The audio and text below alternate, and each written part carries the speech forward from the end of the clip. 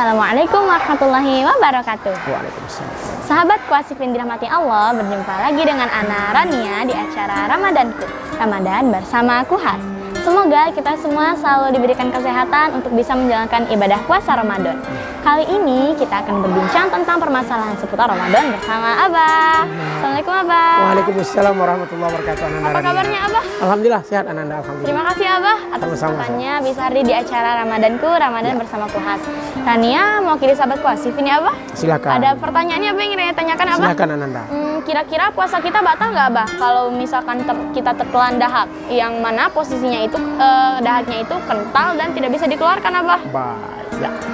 Pemirsa yang dirahmati Allah SWT dan Ananda Rania, ya, dahak atau ingus itu kan barang ada dari hidung kita, kemudian dia kadang turun ke mulut, bisa sampai kepada posisi di luar tenggorokan. Kalau sudah di luar tenggorokan, maka ulama mengatakan, ya, jadi bukan di jauh lagi, maka dia telan balik itu batal. Tapi kalau dia tidak sampai ke ruang tenggorokan, ibaratnya dari hidungnya kemudian langsung tertelan dan tidak bisa dikeluarkan, seperti yang dikatakan tadi, maka dia tidak batal. Maka ulama mengatakan tergantung pada posisi dahak yang ada tersebut. Kalau dahak sudah di luar tenggorokan, masuk di luar itu artinya sudah bisa dikeluarkan, ya, orang itu sudah keluar, kemudian tidak dikeluarkan, malah ditelan balik, ulama mengatakan batal. Tapi kalau misalnya benda itu keluar, kemudian langsung tertelan, tidak berada pada posisi luar tenggorokan tadi, maka ulama mengatakan dia ada tidak batal. Jadi tergantung pada konteks daripada dahaknya tersebut. Karena dahak dengan ingus, kadang-kadang juga ingus pemirsa, ingus karena mungkin banyak, kemudian tertelan masuk ke mulut, karena kan tidak dikeluarkan. Karena dia posisi kalau di tenggorokan itu masuk ke hidung, makanya orang kalau muntah kadang-kadang juga keluar dari hidung, maka dia akan bekerja sama antara hidung dengan tenggorokan tadi. Nah kalau misalnya dia sampai tertelan padahal posisinya dia bisa mengeluarkan, maka tersebut menurut ulama bisa membatalkan puasa seorang tersebut. Tapi kalau misalnya tidak bisa dikeluarkan dan memang sudah tidak bisa dan memang ada dan dia tertelan dengan tidak sengaja, maka ulama mengatakan hal tersebut tidaklah membatalkan puasa seorang. Jadi tergantung pada konteksnya Ananda, ya. Kalau konteks yang harusnya bisa dikeluarkan tidak dikeluarkan, maka dia batal.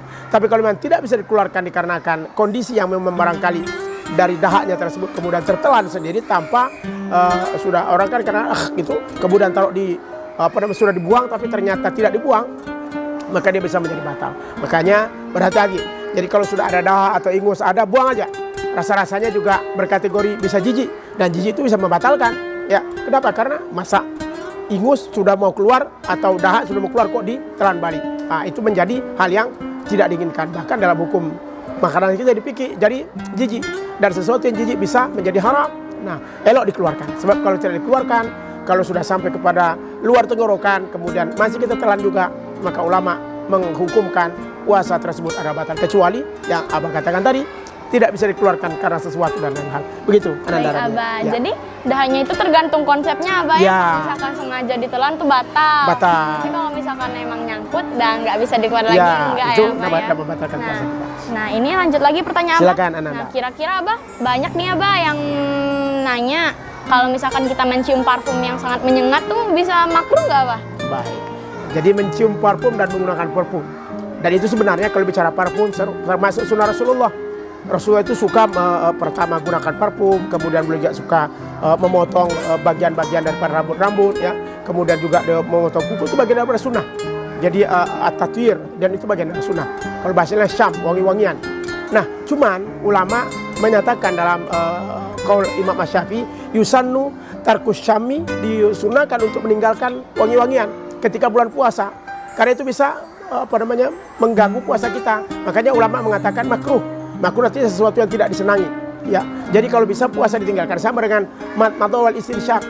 Jadi madmadhah wal istinsyaq, masukkan air ke hidung dan masukkan air ke mulut dalam wudu, itu juga sunnah. Namun ketika berpuasa elok ditinggalkan daripada nanti terjadi hal yang tidak diinginkan. Sama dengan atib atau atatib, menggunakan wangi-wangian. Itu disunahkan di luar puasa. Makanya dikatakan oleh ulama dalam kitab fikih bahwa ketika ingin menggunakan tatib, silakan digunakan, jangan ketika puasa. Eloknya mungkin pada waktu buka puasa sampai kepada sahur. Jadi waktu malam, bukan waktu siang. Karena dikhawatirkan akan terjadi hal yang tidak diinginkan yang akan mengurangi pahala puasa kita. Makruh. Jadi bukan tidak sampai membatalkan, dia hanya makruh. Makanya dalam buku tadi yang katakan ulama Syafi'iyah, menyatakan yusannu tarkus syami, disunahkan untuk meninggalkan wangi-wangian ketika kita dalam keadaan berpuasa indah saum. Jadi hanya ketika puasa, di luar itu sangat disunahkan. Kita sangat disunahkan untuk menggunakan wangi-wangian dan itu sesuatu yang baik. Namun ketika berpuasa, yang diwangi-wangin al-misk, apapun namanya, tinggalkan. Kenapa? Karena kita sendiri, subhanallah, kita lihat misalnya sabda Rasul bahwa baunya rihu fami saim kalmisk, wanginya mulut seorang yang berpuasa itu seperti wangi misk. Wanginya bukan main. Jadi tidak perlu dengan wangi-wangi yang lain. Cukup dengan amalia kita, cukup dengan perbuatan kita, wangi-wangi itu akan timbul. Jadi bukan pada wangi-wangian yang kita pakai tersebut, tapi wangi-wangian dari tubuh kita karena ketakwaan kita, karena kesempurnaan ibadah kita dan juga akhlak kita kepada sesama yang menjadi baik. Jadi kalau ditanya, apa hukumnya Abah ketika menggunakan parfum yang sangat menyengat di bulan puasa? Jawabannya jangankan sangat menyengat, penggunaan parfum saja dimakruhkan oleh ulama, walaupun tidak sampai kepada membatalkan.